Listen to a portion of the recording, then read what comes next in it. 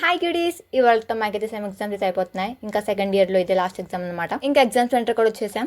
ఎగ్జామ్కి టైం అవుతుందో నేను అక్కడ చేపలు చూసుకుంటూ కూర్చున్నాను అనమాట. నిన్ను అక్కడ తోసిస్తాను చూసుకో.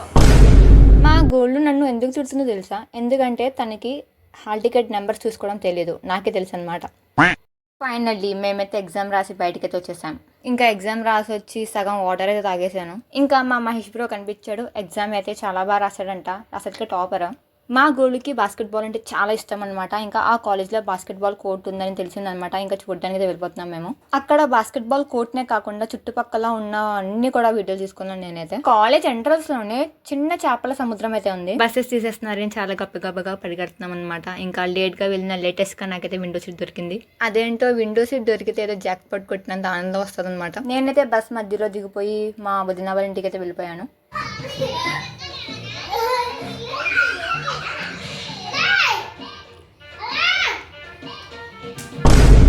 ఎవరైనా క్లాస్ ఆర్ మాస్ సాంగ్స్కి అయితే డ్యాన్స్ వేస్తారు, వీళ్ళు దయ్యాల పాటలకు కూడా డ్యాన్స్ వేస్తారు. చలికాలంలో పెట్టుకోవాల్సిన మఫ్లర్లు నాకు ఇప్పుడు పెడుతున్నారు వీళ్ళు. ఇప్పుడు ఇది చలికాలమే, పట్టుకో.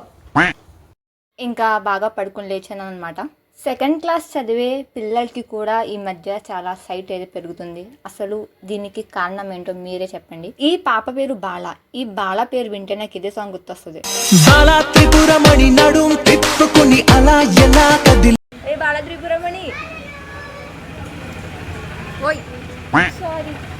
ఈ పాపతో ఎంత మాట్లాడదామన్నా ఆ పాప అయితే నాతో మాట్లాడలేదు. ఇంకా నేనైతే పిల్లలందరితో మంచిగా ఆడుకొని ఇంకా నేనైతే ఇంటికైతే వెళ్ళిపోతున్నాను. That's it. Thanks for watching. By by. Do watch you love guys.